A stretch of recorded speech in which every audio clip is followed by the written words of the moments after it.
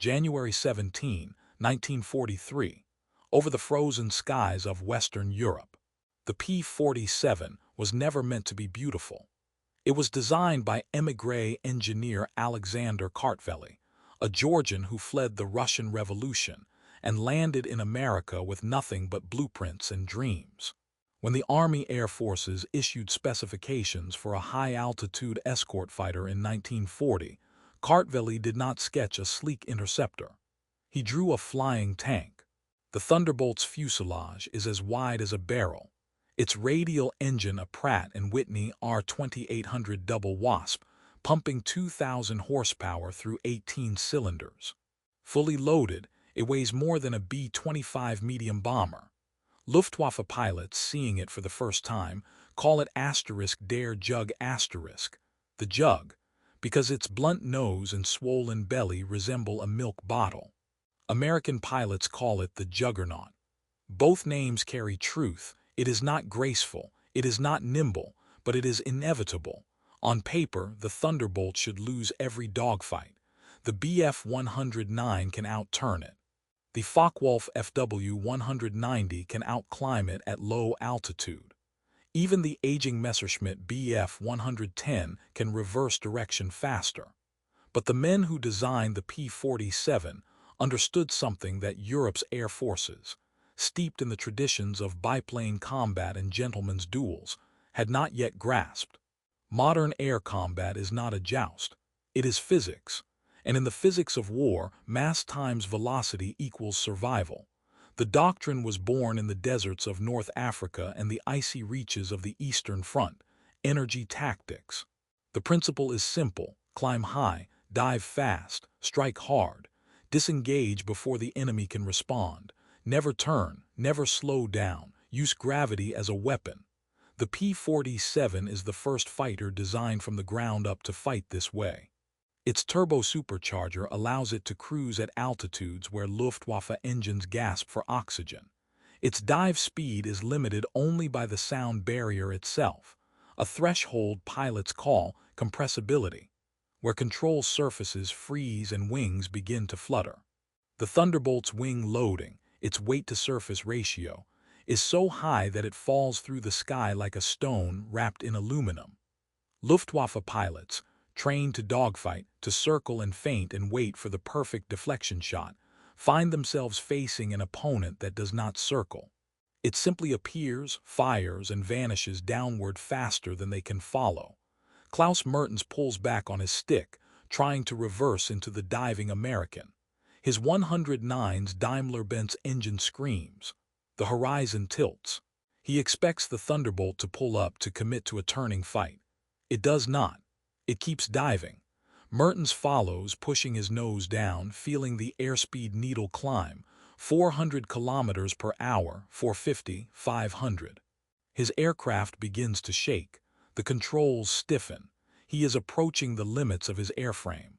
The Thunderbolt is still pulling away.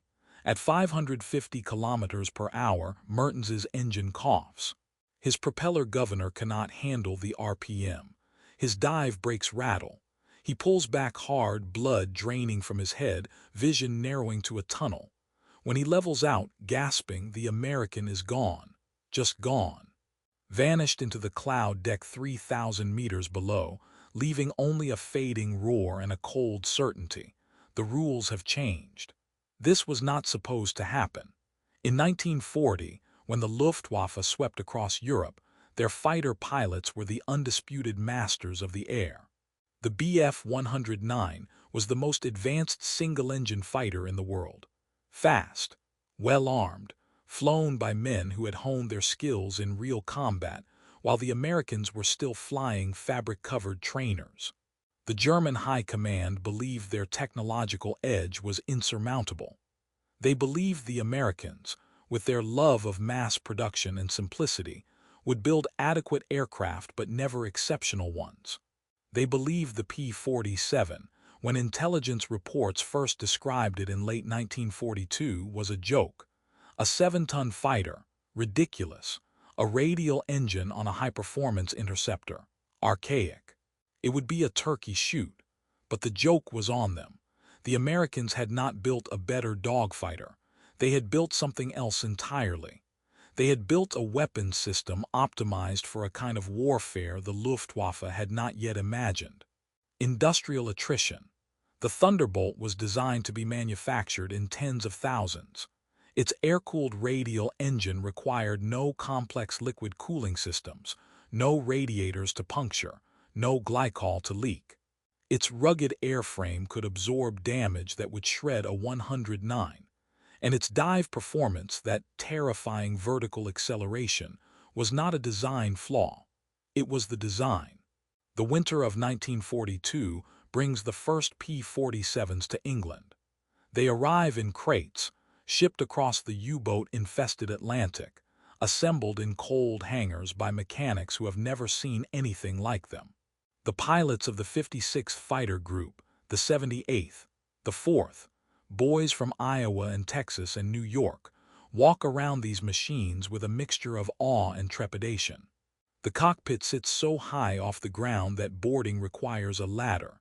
The engine, that massive radial, looks like it belongs on a transport, not a fighter. Some pilots call it the 7-ton milk bottle. Others refuse to fly it. They have trained on P-40s and P-39s. Light touch. The Thunderbolt does not respond to a light touch. It demands muscle. It demands commitment. By the spring of 1943, P-47 squadrons are flying their first combat missions. The veterans of the Luftwaffe, men like Mertens who have survived 3 years of continuous combat, look at these formations and see prey. Fresh meat.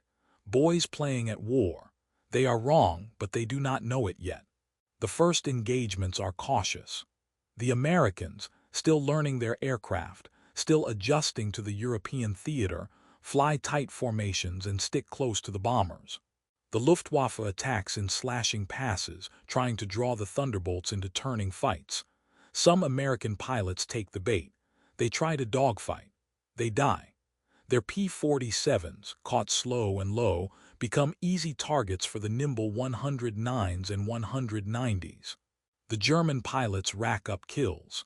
They file reports that confirm their expectations. The Americans are brave but inexperienced. Their aircraft are heavy but vulnerable. It is only a matter of time before the Luftwaffe bleeds them white. But others, men like Hubert Hub Zemke of the 56th, Francis Gabreski, Robert Johnson, begin to understand the machine they are flying. They stop trying to turn. They climb. And then they dive. Hub Zemke, a taciturn Midwesterner who speaks more to his crew chief than to his fellow pilots, writes a tactical memo in May 1943 that changes everything. The P-47, he argues, should never engage in turning combat below 20,000 feet. Its advantage is altitude and speed. Use the altitude to gain energy. Use the energy to dive. Hit hard. Disengage. Climb back up. Repeat. Never ever turn with a 109. The memo is mimeographed and distributed to every P-47 squadron in England. Some pilots ignore it. They die. Others take it to heart. They live. The transformation is not immediate. It is learned in blood. Robert Johnson, on June 26, 1943, is bounced by FW-190s over France. His Thunderbolt is shredded, over 200 hits, canopy shattered, hydraulics gone, rudder nearly severed. An FW-190 pulls alongside, its pilot staring at the wreckage, preparing to finish the kill. Johnson does not try to dogfight. He does not try to turn. He pushes the nose down and dives. The Focke-Wulfs follow, but they cannot keep up.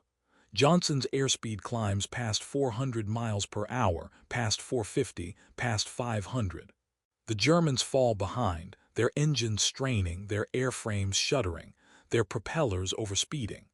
At 520 miles per hour, one of the FW-190s pulls up, unable to continue. At 540, the other breaks off. Johnson, bleeding from shrapnel wounds, half-blind from the wind screaming through his shattered canopy, keeps diving until he crosses the English Channel. He makes it back to his base at Manston. When he climbs out of the cockpit, his crew chief counts 210 holes in the airframe. The engine has taken 17 hits. One wing spar is cracked. The tail looks like it was chewed by a giant, but it flew, and he lived. The lesson spreads through the fighter groups like wildfire. Do not turn, dive. By the autumn of 1943, Luftwaffe pilots are filing reports that read like ghost stories. American fighters that appear from nowhere, fire a burst, and vanish before anyone can react. Thunderbolts that dive away from attacks so fast that pursuing them is suicidal. One German pilot, Oberleutnant Heinz Nock, writes in his diary on September 12, 1943, asterisk, "The Americans do not fight like gentlemen. They do not fight at all. They simply execute us from above and disappear. Today I chased one down to 3,000 meters. My airspeed indicator showed 650 kilometers per hour. I was at full throttle, diving as steeply as I dared. The Thunderbolt was still pulling away. I gave up. To continue would have been death. Either my wings would have failed or I would have struck the ground." The frustration is palpable. The Luftwaffe's entire tactical doctrine, built on maneuverability and pilot skill, is being rendered obsolete by an opponent that refuses to maneuver. German aces, men with 50, 60, 70 kills, find themselves helpless against these diving American machines. They circle, waiting for the Thunderbolts to commit to a turning fight. The Thunderbolts do not commit. They dive, fire a burst, and climb back to altitude. The Germans chase. The Thunderbolts dive again. It is not combat, it is execution. And there is nothing the Luftwaffe can do about it. The symbolism of the Thunderbolt begins to crystallize. It is not just an airplane. It is a manifestation of American industrial philosophy. Overwhelming force, mass production, brute simplicity. Where the Bf-109 is a finely tuned instrument, requiring careful maintenance and skilled hands, the P-47 is a sledgehammer. It can be flown by a pilot with 200 hours of training. It can be repaired in the field with basic tools. It can absorb punishment that would destroy any other fighter and still bring its pilot home. Luftwaffe pilots, many of whom come from working-class backgrounds and have been told that German engineering is the finest in the world, are confronted with a machine that embodies a different kind of excellence. Not elegance, but efficacy. Not artistry, but abundance. And abundance is the key. By 1944, the United States is producing 15,000 P-47s. 15,000. The factories at Farmingdale, Long Island, and Evansville, Indiana, run 3 shifts, 24 hours a day. Women rivet wings. Teenagers install instruments. The production line moves with the rhythm of an assembly plant building automobiles. One Thunderbolt every hour, every hour. The Luftwaffe, crippled by Allied bombing and fuel shortages, is struggling to build a few hundred 109s per month.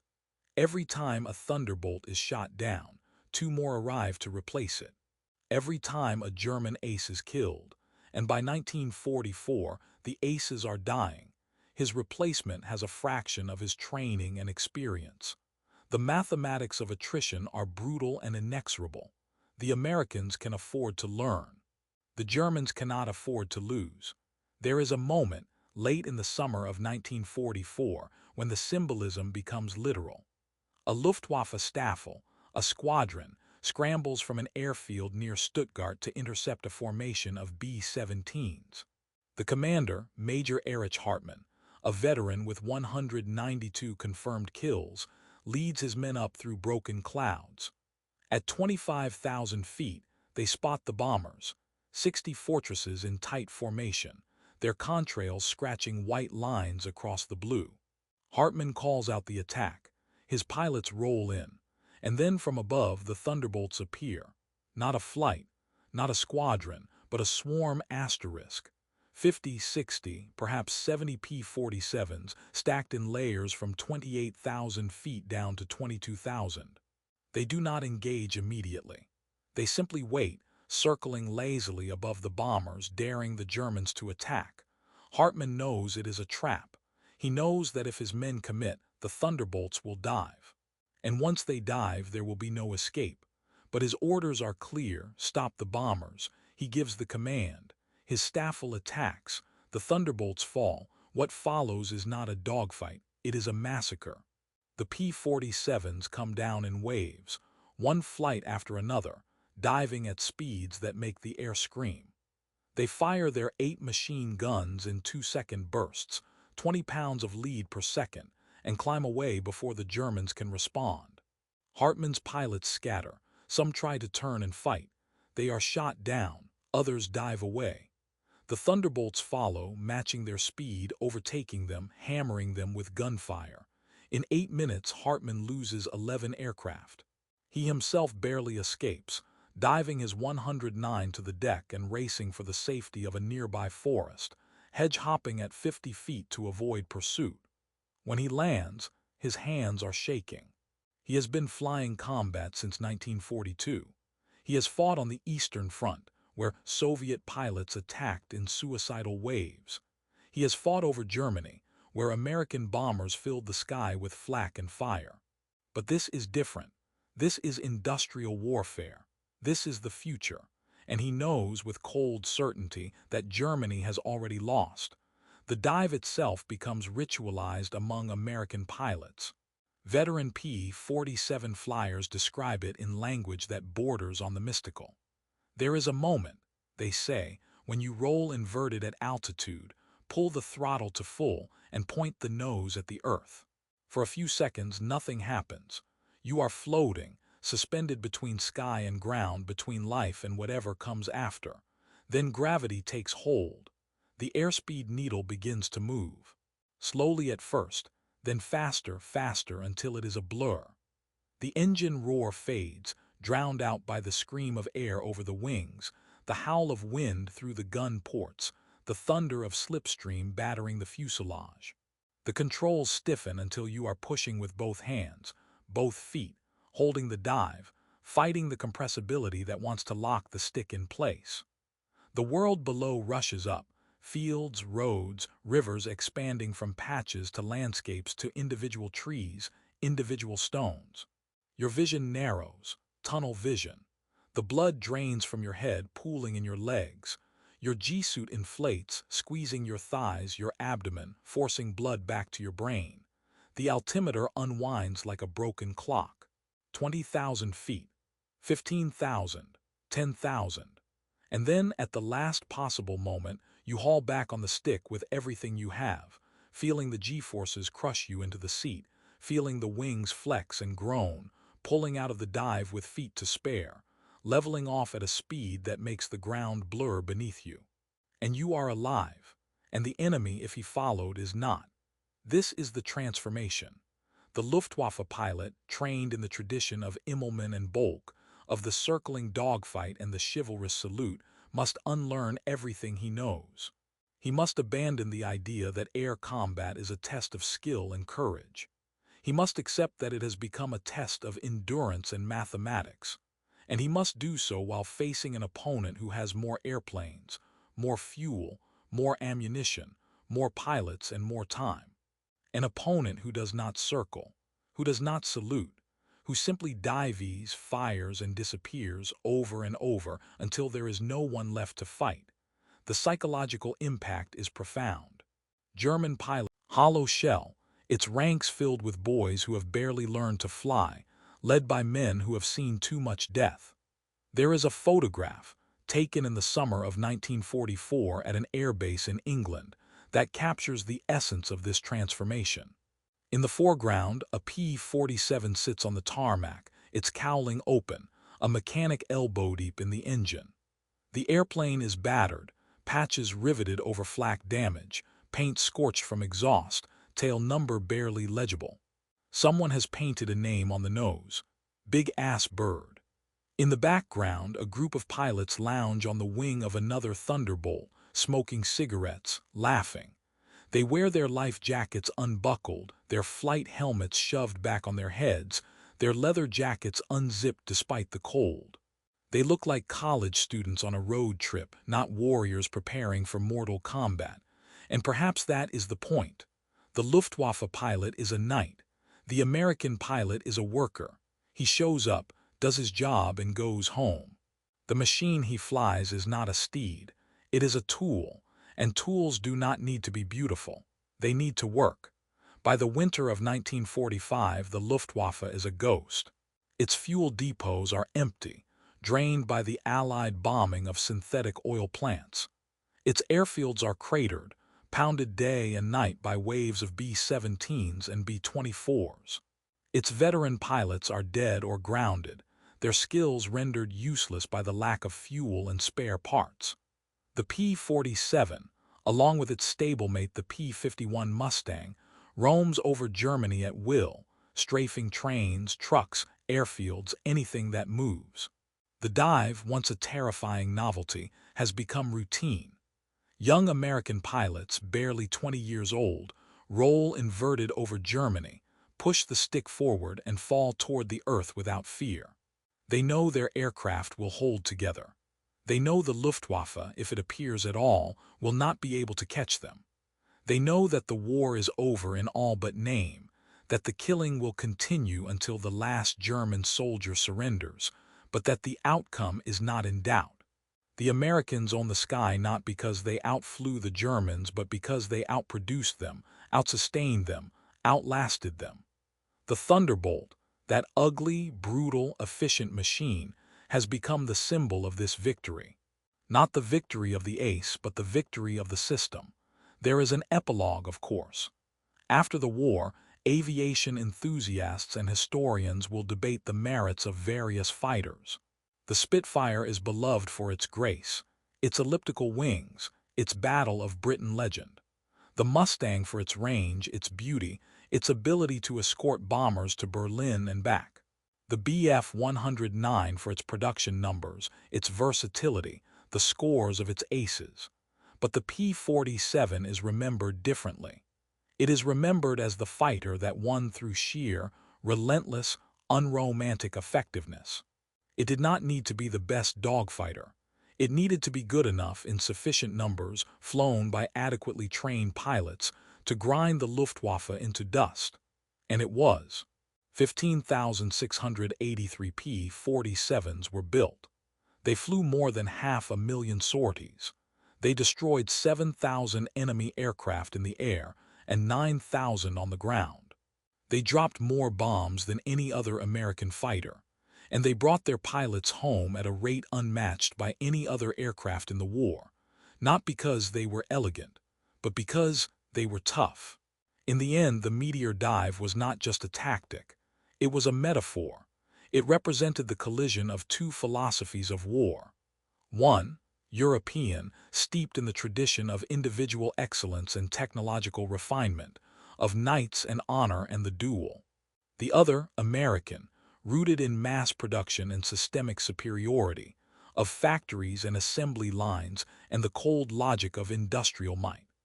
The Luftwaffe pilot, seeing the Thunderbolt fall from the sky like a stone, was witnessing not just a new kind of airplane but a new kind of power.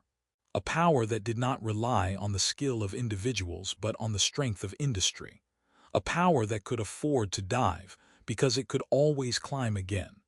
A power that could lose 100 aircraft and replace them in a week. A power that once committed would not stop, would not tire, would not negotiate, until the enemy was destroyed utterly. Klaus Mertens, in that interview in 1947, in a displaced persons camp in Bavaria, sits at a wooden table with a cup of ersatz coffee made from acorns. The American journalist, a young man from Chicago, asks him about the Thunderbolt. Mertens is silent for a long time, looking out the window at the ruins of Munich visible in the distance. Then he says, "When I saw the first Thunderbolt dive, I thought, this is madness. No one can pull out of that, but they did, every time, and I realized they have so many they can afford to be mad. We could not afford anything, not fuel, not time, not madness. We flew the same aircraft until it fell apart.